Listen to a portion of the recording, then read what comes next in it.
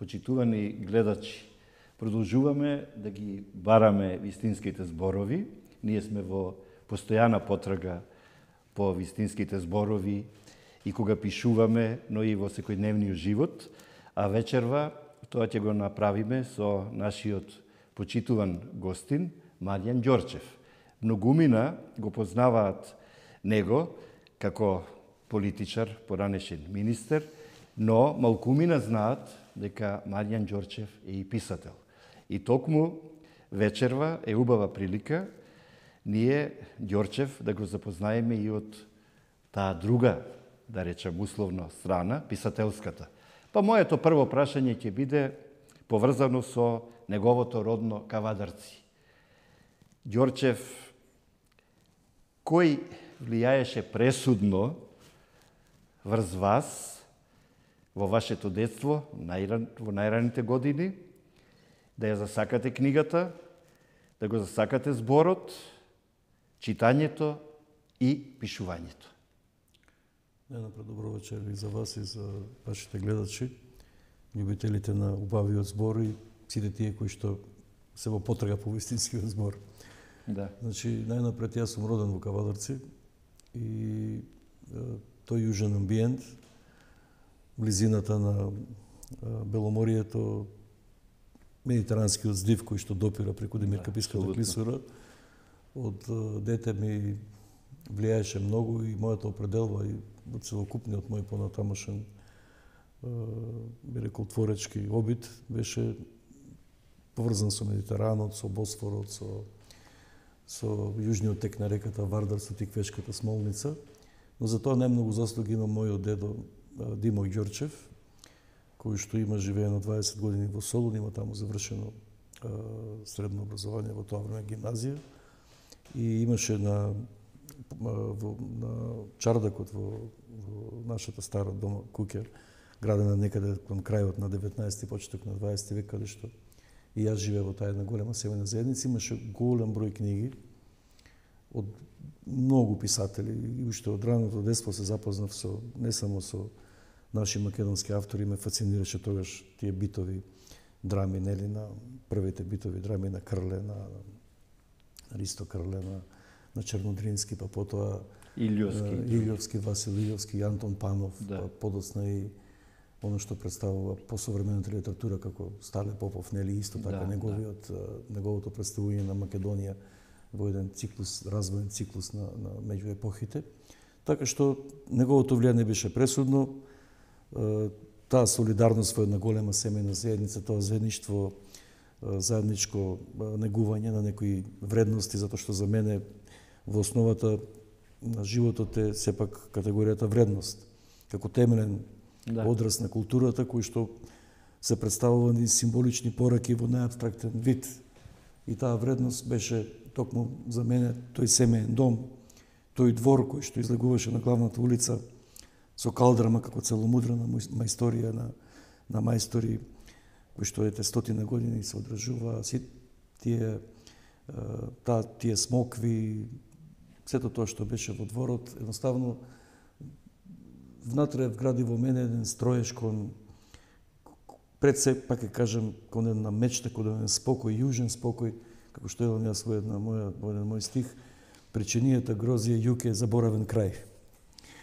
Така што тоа се основите на, се разбира, јас долги години подоцна и кога завршив со образованието, таа куќа ја чував до 1987 година, значи на повеќе од 30 години, тогаш мораше да се решат некои прашања во семејството, но јас и после тоа продолжив и како возрастен човек да го посетам Кавадарци, да бидам дел од тој амбиент таму и крајоликот што е во тој дел, особено во одгледувањето на лозијето, на негувањето на некоја винска култура, на сето тоа што представува еден, би рекол, тиквешки амбиент. Еве да им откријам на гледачите дека вие и вчера бевте во Кавадарци и ми кажавте дека се враќате оттаму, од вашиот роден град, но да бидеме праведни до крај. Убаво е што го спомнавме вашиот дедо Димо, но во малиот, односно краткиот есеј што ми го дадовте подготвувајќи се за оваа емисија, вие со убави одбрани зборови говорите и за вашата баба Марија, па мислам дека влијанието на вашиот дедо и баба биле навистина пресудни, па кажете ни малку нешто и за вашата баба Марија. Па, таа беше стожерот на фамилијата. Дедо ми, така како човек кој што долги години поминал во Солун, имаше еден друг поглед на животот. Таа беше она, што се вели, пак ќе кажам, одговорност во фамилијата. Таа го држеше семејството. Иначе, потатко беше од беломорскиот дел од Серес, па мајка од Кавадарци. И фактички куќата беше на незино име. Значи, незиниот татко ја изградил кога во 19 век и дедо ми беше на некој начин домазет таму, но да. Тоа беше една симбиоза на еден, пак повторно да кажам, јужен амбиент, и тие двајцата беа многу сложни, затоа што и баба ми посетувала училиште во Солун и тие таму се запознали и така продолжила таа нивна, би рекол, блискост и подлесно после делбите на Македонија и Балканските војни, каде човек ќе дојде ако не во своето родно место. И така тие заедно се преселиле во Кавадарци и таму почнува таа развојот на нашето семејство, така што таа беше една жена која што имаше во себе еден смисол за едно држење, би рекол, малце како што го имаат отприлика луѓето кои што живееле во такви големи градови како Солун. Секој сакаше да биде убаво облечен, ни всади еден култ кон естетиката, начинот на однесувањето кон луѓето, кон убавиот збори. Таа знаеше многу да пее, да раскажува стари, би рекол, легенди, митови, раскази, не само за Тиквешијата, туку и за тој дел од Беломорието. Ѓорчев, бидејќи ова наша емисија е во вид на портрет, ние денеска скицираме, односно создаваме еден ваш творечки, креативен, па би рекол и животен портрет. Сакам да потенцирам нешто и да ве прашам. Покрај дедото, бабата во семејството, секако пресудно е влијанието и на родителите, па дури на браќата, сестрите, значи најблиските членови на семејството. Но, секако е многу значајна улогата на учителот, на наставникот, на тие од кои ние како сунѓери ги впиваме првите знаења, првите информации, и тие се тие кои што всушност и ни ја всадуваат најголемата љубов кон книгата, читањето и пишувањето. Па, ајде приспомнете си малку на тој период. Кои беа ваши први учители, наставници, кои што ги помните и кои што влијаеле врз вас? Па, како да не го паметам, вчера јас бев и ги посетив гробиштето, нели, таму е животот и смртта се не дели во нешто, па блиско до гробовите на моите предци, блиски луѓе се и мојот прв учител Трајчо Чејков. Так. Се уште го памтам првиот час на посета на Тиквешка вишинка на споменикот на Димче Мирчев и Чиро Крстев, кај што стои дека кај што не учеше што е хоризонта, што е хоризонтова линија. Тогаш почна тоа. Тој беше еден прекрасен учител. Првите поими всушност. Првите поими не запознаш. Тој беше не учеше во природа, не носеше оно што представува. Сите поими, географски поими, зборовни, толкување на одредени зборови. Кај него беше тоа, еден беше шаршиер човек со широка ерудиција. И тој ми беше така еден пример во животот. И јас секојаш со задоволство се сеќавам на него кога и еве и до денешен ден ете кога јас веќе сум во тие зрели години кои што тежнеат кон зајди сонцето. Секој се потсетувам на него, ете и вчера пак ќе кажам, бев да му запалам свеќе на неговиот гроб, затоа што, знаете, почита на човекот, треба да ги почитувате човек не само кога е жив, туку и кога не е со нас повеќе. Така, апсолутно. Пред малку вие говоревте за тој јужен ветер, за тој јужен навев за Медитеранот. Го поврзавте некако Кавадарци со Солун, а и Кавадарци е не само убав, туку многу специфичен град, се разбира тука и Неготино, каде што... Има разлика тука. Знам дека има посебно Кавадарчани. И сите други градови имаат ривалство, нели? Битола и Прилеп, Кавадарци, Неготино, Охрид и Струга. Но гостиваритетовно, да го ставиме малку тоа настрана, сепак се многу слични, многу блиски Кавадарци и Неготино, поради грозјето. Мислам дека грозјето е митско овошје. Мислам дека во блажината на гроздот, па зошто да не речеме еви во блажевината, не мора да биде блажината, во блажевината на гроздот е таа есенција и на творештвото и на Творецот. И сигурно дека Маријан Ѓорчев уште од најмладите своји денови е задоен со гроздот, со грозјето и не случајно подоцна пишува поезија. И неговите стихови се всушност мали миниатури, мали медальони и мали гроздови. Има ли вистина во ова што сега јас го говорам, поезијата и грозјето? Па да, поезијата и лозата. И лозата, подочно, виновата лоза. Виновата лоза.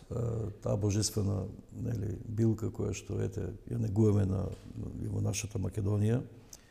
Иначе мислам дека е тоа божествено дрво, затоа што од неа се добива еден нектар, така. Една амброзија која што ете многу луѓе во животот ги облагородувала и создавала можеби творички дух се разбира ако не биде конзумирана во преголема количина.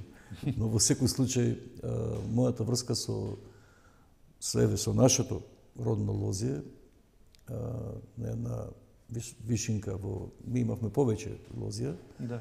Но се сеќавам имав 6 години кога го подигавме тоа ново лозје, тогаш почнав прва година во основното училиште и се сеќавам на тој момент на таа ума, на таа сина земја, на таа сина глинеста земја на која што се подигаше тоа лозје.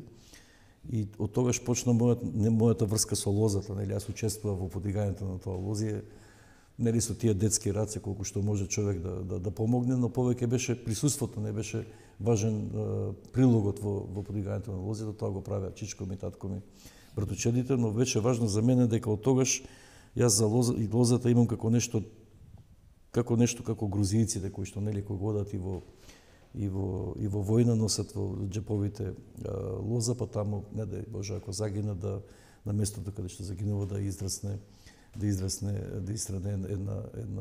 една винова лоза.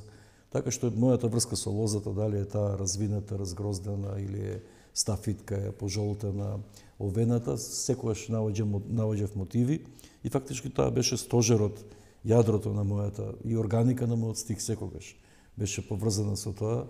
Иако јас се обидував на друг начин да го редуцирам секогаш во мојот однос кон тоа што е суштествено како моје битие, се обидував зборот да биде скржав, да биде редуциран, да биде јадрови, да биде еден одломок од нешто што представува една целина, но да даде една поетска слика, онака како што да речеме мене ме восхитува подоцна, да речеме Стефан Маларме и неговите обиди за редукција на зборовите и на таков начин се дојде до чиста есенција на зборот. И во таа насока голем дел од сите мои, да речеме, напишани творби, дури и поезија и она што представува есеи или расказ се однесува е поврзано на некој начин со лозот, со лозето, со гроздот, со начинот на тоа како земјата го ја прифаќа лозата, како таа се развива. И целиот мој живот е посветен кон тоа, така што и ден денеска јас размислам на тој начин, сонувам, понекогаш се навраќам на тие години, на тие стари лозја кои што подоцна не успеавме да ги сочуваме, затоа што дојде друго време, каде веќе модерниот начин на живот и обработка за генерациите кои што сме ние не дозволува и понатаму да го негуваме тој наш вековен строеж кон одгледување на виновата лоза. Добро е што го правиме ова поврзување и оваа компарација, затоа што секое зрно од гроздот како да е зрно од еден гердан, како да се тоа зборови во стихови, во строфи, во песни, како што рековте пред малку, во едно стихување, во еден строеж. Но јас би се навратил малку и на самиот збор лоза. Зборот лоза има многу повеќе значења од грозјето и лозницата. И во таа смисла семејната лоза,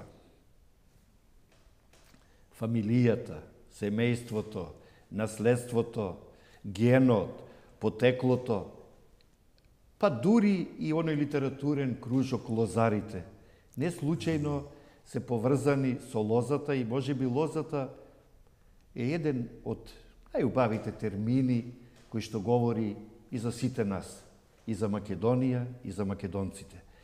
И многу ми е драго што и вие сте еден од лозарите, и вие сте еден од тие творци што ја продолжуваат таа лозарска традиција, не во физичка смисла, повеќе метафорично, во духовна смисла. Па несомнено дека, кога имавме можности да се запознаеме малце во позрели години, кога студиравме, кога се обидувавме да го осознаеме светот во една друга димензија, во вистинска човечка димензија, едно од четивата кои што ми беа многу блиски беа, да речеме, шесте списанија на издателството Лоза, на Коста Шахов, кои што подоцна беа забранети од Стефан Стамболов заради сепаратизам, од бугарскиот премиер регент Стефан Стамболов. И таму фактички се на некој начин точно е тоа што го велите, лозата представува, како што кажав, и преку лозата се представува битието и генезата и битието на македонската нација, на македонскиот човек. Абсолютно. И како индивидуум, и како колектив. И како колективна меморија. Како едно продолжување, една симбиоза на просторот. Симбиоза е во да, симбиоза на просторот и времено. И времето, просторот омеѓен, нели, во тој наш крајолик некаде од падините на Шара па се до устието на Вардар долу кај во Белото море или пошироко како гледаме дури и до Орфанскиот залив, до Кавала.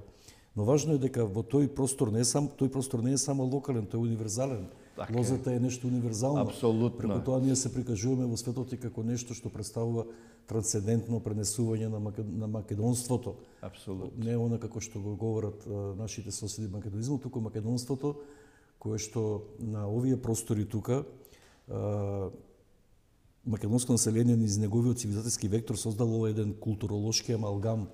И тој културолошки амалгам ни овозможува да се препознаеме себе си како македонци. Абсолютно. А подосна низ македонскиот збор, кој што Свети Павле, како што нашол Свети Павле, нели Лидија Македонката да ги пренесе пораките на коринтијаните и атињаните, така и македонскиот збор го најде македонскиот писател, македонската литература, кој што представува највисоко антрополошкото стигнување, кој што вели Бродски на човештвото, а и за нас, за македонците, според мен, македонската литература е еден од најсветлите моменти на македонската државност и представува стожер на македонската државност. Така во таа смисла лозата е на некој начин средиште на целокупната таа наша, би рекол, обединувачка мисла за тој културолошки амалгам на македонците. Има многу есенција и има многу амалгам во македонското творештво, посебно би рекол во македонската поезија, има многу бисери, имаме бисерни автори, бисерни творби, бисерни книги и вие во вашата прва книга Ума, конечно да дојдеме и до вашите книги, во вашата прва поетска книга тргнавте од зборот Ума. Ајде малку на гледачите да им објасниме што е тоа Ума. Добро, најнапред треба да им кажеме дека таа книга издадовме заедно преку издателството Феникс и со ваша помош и тоа беше почетокот на моите поетски обиди и таа книга многу ми значи мене, таа е поетска збирка затоа што е фактички на некој начин одраз на сето она што говоревме досега, значи. Тоа е оваа книга. Тоа се некои циклуси сам на умата, од умата кон светот, светот кон умата, 4 циклуса во кои што се обидувам да објаснам, да го поврзам духот на просторот и духот на времето. Значи просторот како една материјална субстанца, кај што а преку окото кое што го материализира, значи многу добро избрана илустрација за корицата, оно што представуваат содржината на збирката.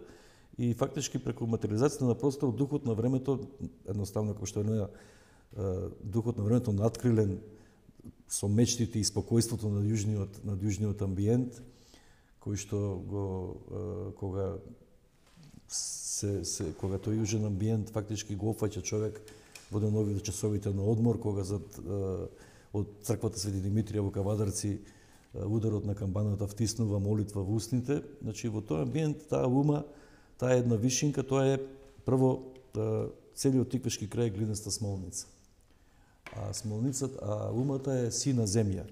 Во старо време баба ми Марија ја користеше за миење на косата, затоа што го зацврстува коренот и има многу благотворни својства и веројатно и некои го употребуваат и денеска за зачувување на скалпот на човечката коса. Но во основа умата представува за мене еден вид, како што кажав, символична порака во абстрактна смисла, каде што тоа го представува за мене најшироко верување, сознание, убедување за тоа што е добро, корисно, потребно за македонскиот човек во даден простор и време. И тука сум и јас, како дел како најобичен човечки ум и посветена христијанска душа со мотото на почетокот беше зборот и почнувам со умата, нели, како збор кој што за мене представува прапочеток не само на моето пишување, туку на мојата мисла, која што секогаш предничи, нели, треба нешто да размислите, потоа да го напишете. Така што таа ума е, тука се содржани, например, низ оние примери на дворот, на јастребот, на лозницата, на калинката, на ред други работи кои што се материјална компонента на нашето живење, меѓутоа во основа за таа материјална компонента повторно е содржината на духот, кој што треба таа материјална компонента да ја осмисли, да ја облагодроди во еден стих, во една реченица, со непристорен, скржав, скуден македонски збор, како што кажав, јас секогаш се обидував да ги редуцирам зборовите, да бидат стегнати, да бидат одговорни, затоа што за мене вредноста како врв на човечкото живење, одговорност. Да се биде одговорен, значи да се биде стегнат, да се биде внимателен, со чувство и мерка за секој збор изговорен, за секој напишан збор, и во основа тоа е умата, една стегната збирка со многу, би рекол, кратки творби, но секоја творба има свое место и многу силни пораки. Убаво потенциравте не само насловот Ума, туку и песните во книгата Ума се мощне, концизни, јадровити и лапидарни. И навистина секој автор кога ја пишува првата книга, неа ја чувствува и ја доживува како прва љубов. Вие можете да објавите многу книги подоцна или да направите многу изложби или многу улоги подоцна, но првата книга, првата изложба, првата улога е прва. Така Ума е вашиот влез во македонската современа литература, а вие потоа продолжувате со книгата Есеи човечка димензија. Веднаш да им кажам на гледачите дека покрај поезија пишувате и есеи, пишувате и проза, но пишувате и аналитички, синтетички, би рекол културолошки и политиколошки студии. Ајде малку за книгата Човечка димензија. Кога ја напишавте, зошто ја напишавте, бидејќи навистина темата човечка димензија е толку космополитска, толку универзална, што и филозофите, и социолозите, и психолозите, и сите други, сеј живот ја одгатнуваат ова сложенка, човечка димензија. Да, ова книга ова збирка на есеи е напишана во годините кога се кршеше македонското општество, кога еден нов систем кој што го восприемавме како наше секојдневие, го заменуваше стариот обштествено-политички поредок, значи замена на социјализмот со новите вредности.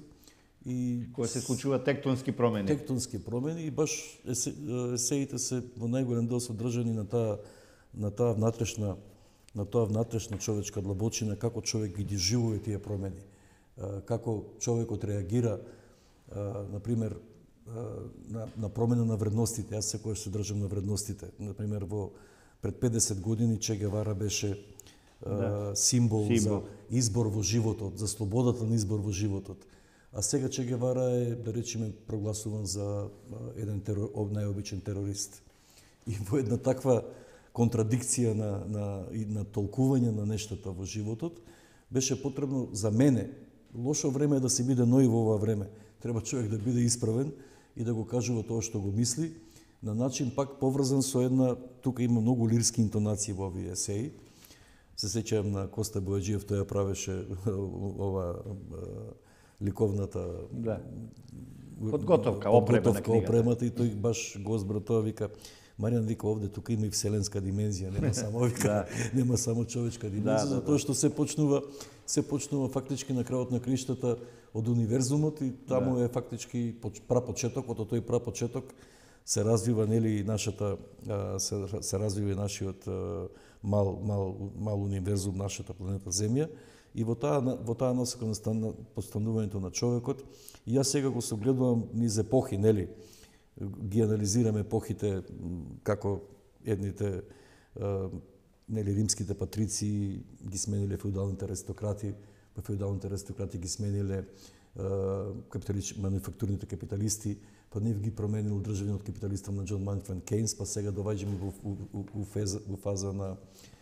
фаза на новото време на мултинационалните корпорации, и во целиот тој, би рекол, во целиот тој перпетум мобиле на човечкото опстојување се наоѓа таа човечка единка, кој што треба да си најде своја осмисленост, а својата осмисленост може да го најде преку своите идоли, преку оно што представува, преку митологијата, преку легендите. Така јас во човечка димензија ги наоѓам 3 мои идоли. Едниот е грофот Болконски од Толстојовиот Војна и мир, другиот е Че Гевара и третиот е Крешимир Ќосич, една моја спортска легенда, и нив ги обработуваме и во предговорот, и многу работи околу нив има, во смисла целата работа е тука да се осмисли правото на човек да има право на избор во животот. Тоа е човечка димензија, да имате право на избор. Сам да си ја креирате, да го креирате вашиот надворешен однос кон светот и внатрешно во себе да бидете сигурни дека тоа што го презентирате пред светот навистина представува вашата вистинска содржина. Животна содржина и човечка содржина. Јас сето тоа што пред малку го кажавте, би го сублимирал во една реченица, во 2 збора, иако е тоа тешко да се направи. Човекот најпрвин треба да постане, а потоа треба да опстане. Значи, една мала игра на зборовите, но во суштина се сведува на тоа да се создаде човекот и да опстои. Потоа вие објавувате една книга со еден мощне провокативен, јас би рекол, многу суштински, многу индикативен наслов: Ако Македонија се уште некаде ја има. Овој наслов читателот го тера на соочување, го тера на размислување, бидејќи има еден голем прашалник, има една голема дилема, една голема загадка. И вие сигурно, кога сте ја напишале и подоцна кога сте ја објавиле оваа книга, ова сето сте го доживувале, сте го преживувале, сте се прашувале каде е Македонија, каде сме ние, зошто исчезнува, зошто ја нема, каде ли ќе стигне ако се продолжи по тој пат. И навистина, овој наслов и се уште е актуелен. И овој наслов, мислам дека за Македонија е многу битен, многу суштински, бидејќи Македонија секогаш морала одново и одново да докажува дека е тука, дека ја има, дека постои и дека едноставно, додека сме ние тука, дотогаш и ќе ја има Македонија и ќе биде Македонија. Зошто го избравте овој наслов? Најнапред, таа книга е пишувана како рефлексија на едно моје длабоко разочарување од оно што случуваше во изминати деценија и пол во нашата држава околу промената, обидот се, нели, барањето да се промени нашето македонско име, барањето за промена на националното знаме, барањето за промена на уставот, да се откажеме од македонскиот народ кој што живее вон границите на Македонија, се откажеме од нашите македонци во Бугарија, во Грција, во сите, би рекол, во диаспората едноставно. Големи си тие болки и травми. Тие се големи болки трајни. И тоа беше на некој начин една историска панорама, која што се обидов да развијам како поема е таа напишана, навистина е поема, во неколку циклуса, и се работеше, значи, ја тргнувам од тоа дека поимот Македонија и етнонимот Македонец, тоа е една прастара цивилизацијска, би рекол, во коренот го содржи зборот мака. Апсолутно, и мака, но тоа е една обид да се исправи погрешната хиерархија на човечко достоинство на Балканот за нашата држава. Да. Тоа е обид на таа поема.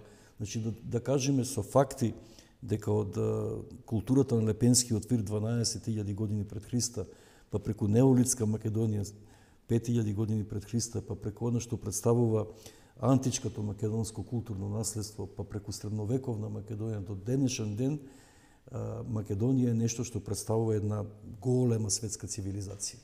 И како голема светска цивилизација, ние дојдовме до тука, да сега не можеме да се убедиме со би рекол, современите меѓународни институции, со другите, кои што аз ги нарекувам, и за мене тие меѓународни институции се крајно проблематични од аспект на односот кон нас, но во секој случај ние треба да докажеме дека Македонија е нешто што представува еден универзален код, нешто што баш така, како символична порака во најабстрактен вид, во кој што населението тука што живее, се губаво го толком тој пат, македонското население се напластувале тука цивилизации, култури и создало еден свој посебен начин на живот, посебни навики, посебна култура која што е автентична, еден посебни легенди, ритам седомосмински кој што фели Гарабет Авитјан, македонското срце чука во седомосмински ритам, посебен ритам, сето тоа што нас не одбележува и не поставува, би рекол, на врвот на светската цивилизација. Тоа беше обид на таа поема. Апсолутно се согласувам со вас и ние навистина треба да бидеме горди и среќни што живееме и што под нас е оваа земја, газиме по оваа света земја и ние никогаш нема и не треба да заборавиме на таа светост, на нашите предходници, на нашите темелници, на нашите стожерници, бидејќи голем благодет е да си македонец и да живееш во Македонија. Но вие и ден денес продолжувате, пишувате активно колумни, еден ден верувам дека и нив ќе ги обедините во една книга, за да останат како сведоштво и документ за вашите ставови, вашите промислувања, но вие објавувате и една футуристичка книга, сегашни и идни хоризонти. Да. И таа книга исто така е значајна книга, бидејќи не гледате само во минатото, туку ја обсервирате и сегашноста, но и ја предвидувате и иднината. Да, таа книга беше еден долгогодишен обид да се создаде едно згуснато четиво во делот на тоа што представува нашата сегашност, ја пишува во Софија, кога бев ја представував македонската држава како амбасадор. И имав во после 20 часот кога ќе привршеа сите активности, после 20 часот секогаш до 1 часот после полноќ работев ката дневно работев на таа книга и гор сум што тој што ја прочитал таа книга, таа е издадена 2020 година, многу од тие предвидувања што се обвистинија, се остварија и од аспект на позицијата на нашата држава внатре во Македонија, како се развива состојбите во Македонија во однос на нашите соседи, односот на големите сили, она што се случува денес во светот, конкретно меѓу нуклеарните, судирот помеѓу нуклеарните велесили, судирот помеѓу Западот и Истокот, сето тоа е представено на еден начин како да се најде една дека на крајот заклучувам дека светот е сега во еден меѓучекор.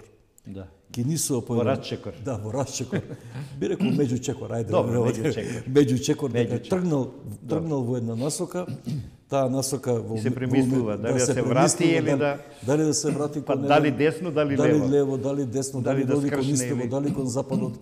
И во таа една би рекол мој разговор самиот со себе, на крајот повторно се обраќам до човештвото дека сепак пред нас останува, значи треба да веруваме во добрината на човекот, во неговата благородност и дека ќе ја дочекаме иднината со сончевиот блесници во зеницата на човештвото. Така завршувам таа книга со надеж дека човекот конечно ќе успее да ја победи суетата, ќе успее да го победи егото, ќе успее да ги победи материјалните стремежи кон оно што денеска представува индивидуалноста, новите форми на античовечка, би рекол, цивилизацијска доктрина на некои појави кои што се навистина за мене непознаница и така сепак верувам дека таа книга ќе биде еден така кога ја промовирав книгата имаше многу позитивни критики и сега ме радува што тие што ја прочитале после 4 години ми велат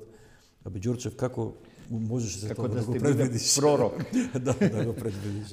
Потоа објавивте книга исто така со еден мощен, необичен наслов, ама мощно актуелен и мощно провокативен, од социјалистичката утопија до капиталистичкото униформирање. Внимавајте во овој, на гледачите им се обраќам, во овој наслов загадка, голема дилема, голем прашалник. Од утопија до униформирање. Живееме ли во време, во епоха на униформност, каде што сите ќе се обезличиме и сите ќе носиме исти облеки, да не речем униформи, и ќе биде ли светот само материјален, а не духовен? Ќе живееме ли на прескок инстант и предмалку кога рековте античовечки димензии. На вистина постои една таква неверојатна алиенација, сите против сите, многу злоба, многу омраза, многу репресија, секојдневна дигресија, всушност едно не само отуѓување, туку и нечовечност. Најкратко и најблагоречено. Обезличување. Пак таа книга е обид да се наједноставно правам компарација помеѓу тоа што беше ние сме живееле, еве јас и вие во тоа време, како го нарекува тој режим, меѓутоа правиме една компарација каде исчезна солидарност. Так. Нели? Так. Говоревме дека тогаш солидарноста, одговорноста, човештината беше многу важна. Сега после дали тоа беше утопија? Дали тој стремеш кон општа човечка љубов, кон нешто што представува заедништво, дали тоа беше утопија? Тоа е таа анализа и најнаш се претвараме, нели, ги фрлеме сите тие значки со срп и чекан, ги фрлеме сите символи на хероите од социјалистичкото време, се уриваат бисти, се уриваат дури бисти на хероите на Народната борба на Република Македонија. И чекориме сега порано тие што бевме сите членови на Социјалистичкиот сојуз на работниот народ, понапредните на Комунистичката партија.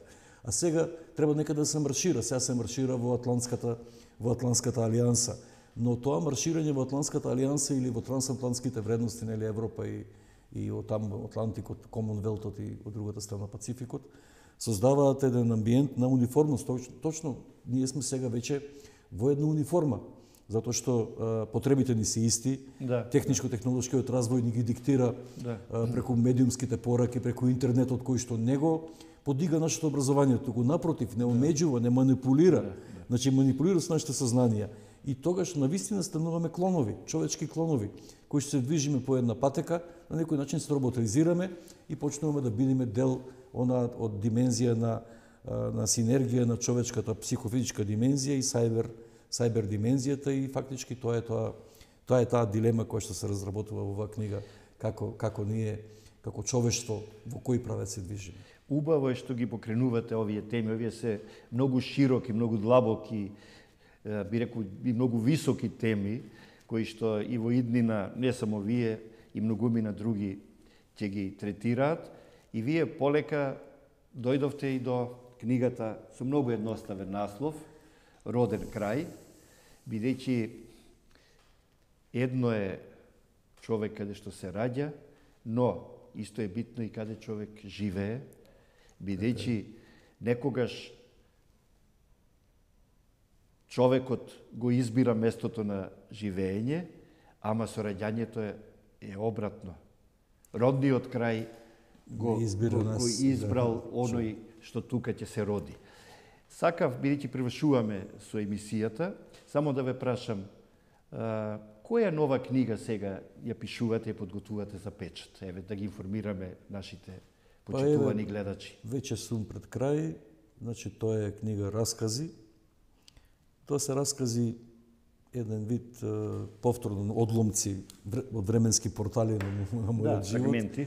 Моменти во кои што јас се среќавам за расказ за мојот пријател Мијако Доксим, расказ за една ситуација во моето детство во Кавадарци, расказ за едни мои пријатели со кои што се друже за време на мојот. Значи едноставно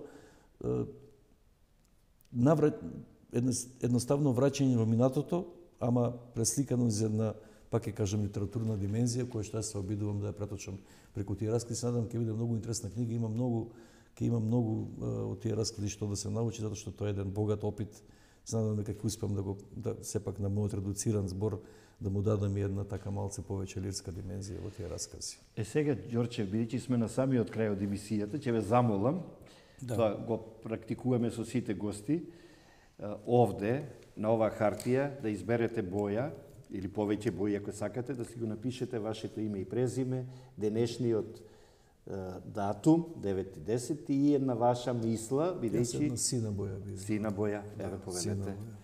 Тука значи треба моето име и презиме. Да, вашето име и презиме, бидејќи овие автографи ќе бидат дел од изложба на авторите кои што биле во оваа емисија, но и кои што тука ни порачуваат. Тука Скопје и датум, така? Да, датумот само. Датумот е 9.10.2023 година, и овде една ваша мисла, и додека вие пишувате, јас само да кажам дека вие имате објавено книги на други јазици, и во Бугарија ви е објавена оваа книга со наслов Стихотворение, кога бевте македонски амбасадор во Бугарија. Вие сте неуморен творец, неуморен автор, кој што пишува колумни, пишува поезија, пишува есеи, пишува проза. Јас ви посакувам да продолжите по оваа нагорна линија да се движите, да создавате нови творби и дела, и повторно да се сретнеме, да разговараме за вашето творештво, бидејќи творештвото е она што нас не одликува и она што, како обично што се вели, што останува покрај нас, односно зад нас. Еве, вие тука ни напишавте една мисла, поврзана со вистината, а не случајно и нашата емисија се вика така. Во потрага по вистинскиот збор. Вистината, Прочитајте ни ја мислата што ја напишавте. вистината не се докажува. Туку сама излего на виделина, секогаш кога тоа е потребно и секогаш со име и чест. Јас ви благодарам и со рака сакам да ви честитам за се досега што имате создадено Благодарам на поканата за и учество. да се гледаме само нашата емисија. по убави поводи. Се надевам. Благодарам.